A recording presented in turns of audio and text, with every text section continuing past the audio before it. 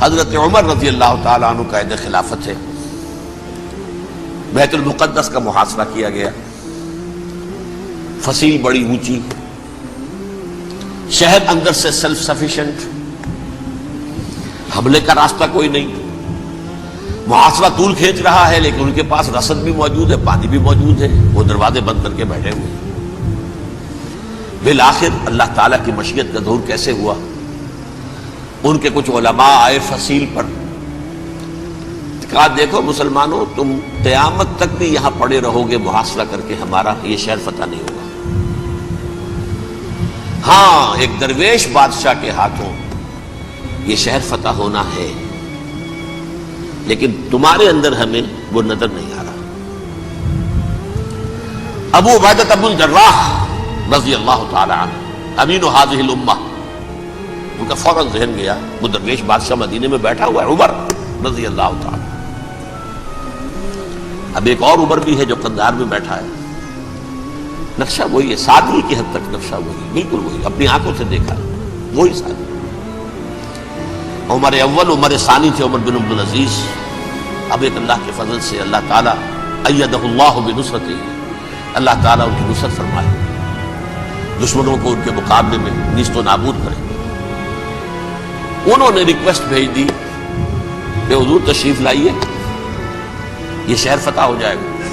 وہ ہے سفر تاریخی، اتنا طویل سفر، تقریباً 700 میل، ایک اونٹ، ایک خادم، ایک منزل میں امیر المومنین اوپر بیٹھے، خادم آگے چل رہا ہے، اگلی منزل پہ خادم اوپر بیٹھا ہے، امیر المومنین آگے جا رہے ہیں۔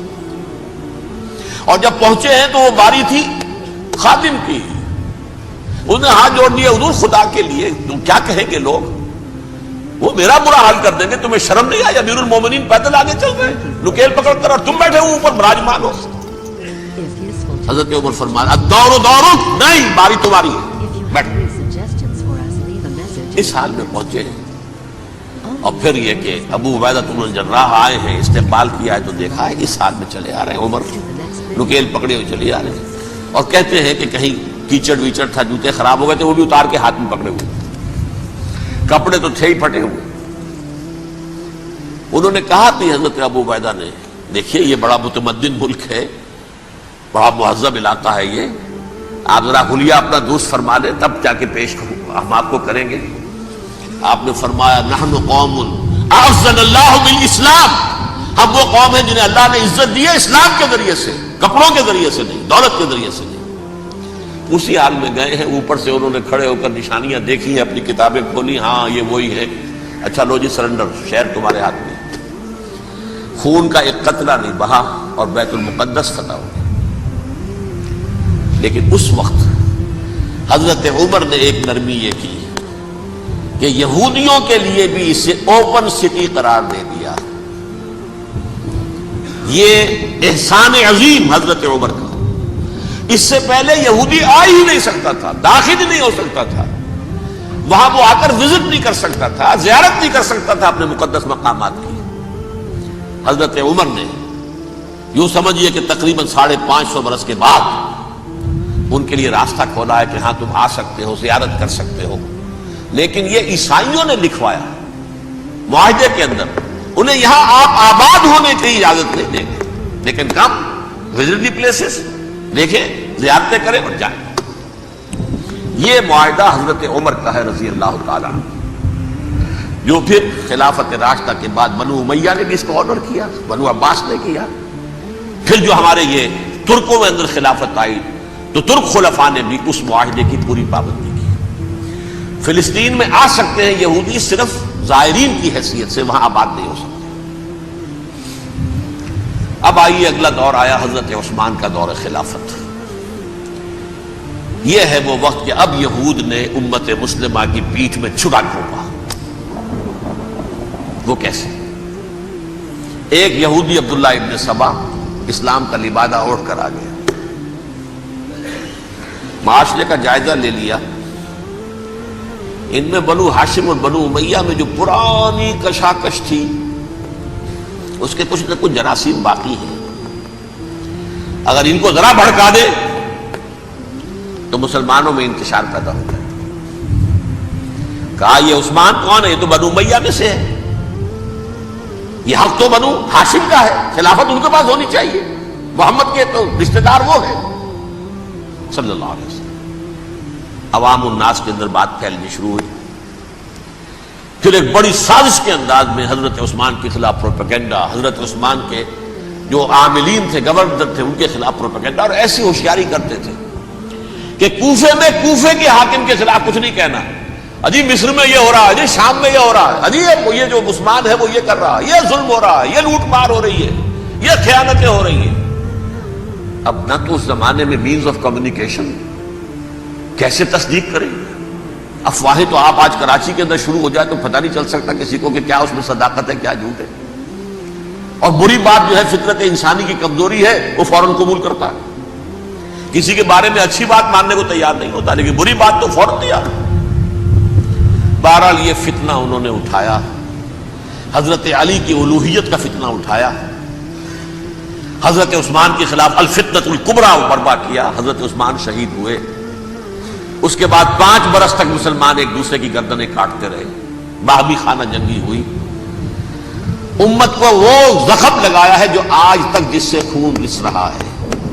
یہ شیعان عثمان اور شیعان علی تھے جو بعد میں پھر سنی اور شیعہ ہو، اور آج تک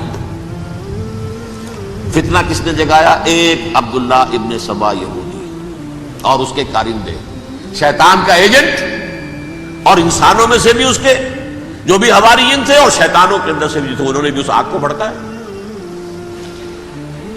یہ آپ سوچ لیجئے کہ یہ کس نے وہ زخم لگایا؟ یہودی۔ اگلا دور آیا، خلافت راشدہ ختم ہوئی، بنو امیہ کا بھی دور کافی گزر گیا۔ طارق ابن زیاد 712 عیسوی میں حملہ کرتے ہیں اسپین پر۔ اسپین اس وقت عیسائیت کا بہت بڑا گڑھ، بڑے کٹر ترین عیسائی جو ہے وہ اسپین میں تھے، لہذا یہودیوں کی وہاں بہت پٹائی ہوتی تھی، بہت پٹائی ہوتی ہے، میں بتا چکا ہوں، دشمنی تھی ان کی تو چلی آ رہی تھی عیسائیوں کے ہاتھوں یہودیوں کی، وہ تو سن 300 عیسوی سے ایمپرر کانسٹنٹائن کے بعد سے شروع ہو گئی تھی۔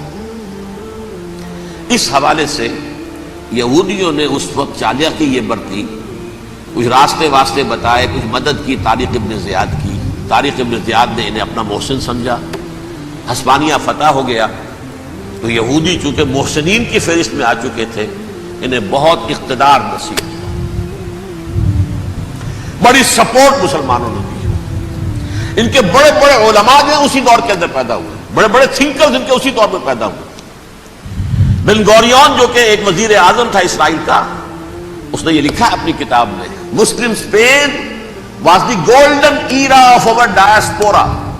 وہ ڈائسپورا جو 70 عیسوی سے شروع ہوا تھا اور 1917 عیسوی تک جاری رہا ہے، اس میں سے گولڈن ایرا ہمارا جو تھا وہ مسلم اسپین تھا، ہسپانیہ میں بیٹھ کر ہم نے عیش کیے۔ لیکن وہاں سے انہوں نے اور جو کچھ کیا، یہ تو داستان کے بہت سے گوشے ہیں، لیکن میں جس اسٹریٹ لائن میں چل رہا ہوں اس کے اعتبار سے ایک بات سمجھ لیجیے، وہاں بیٹھ کر انہوں نے اب عیسائیت کی پیٹھ میں چھڑا گھونپا، پروٹیسٹنٹ مذہب پیدا کیا، تقسیم کر دیا، جیسے شیعہ سنی کی تقسیم، عبداللہ ابن سبا، رومن کیتھولک اور پروٹیسٹنٹ کی تقسیم، یہودی علماء۔ ہوتا کیا تھا، ہسپانیہ کی یونیورسٹیاں ہیں، کارڈووا میں ہے، ٹولیڈو میں ہے، گریناڈا میں ہے، غرناطہ، قرطبہ، تولیتلا، اور وہاں آتے تھے لوگ، فرانس سے چلے آ رہے ہیں نوجوان پڑھنے کے لیے، جرمنی سے چلے آ رہے ہیں، اٹلی سے چلے آ رہے ہیں، 3 ہی ملک قریب ترین پڑھتے ہیں سینٹرل جو یورپ کے ہیں۔ یہاں پر جو ہے وہ اسلام جو نور پھیلا رہا تھا اس سے بھی مستفیض ہوئے، جہالت کے جو ہے پردے ان کے وہ چھٹے، اس کے ساتھ ہی وہ یہودی وہاں ان کے اندر جو جراثیم داخل کر رہے تھے وہ اس عیسائیت کے خلاف بغاوت تھے جو اس وقت دنیا میں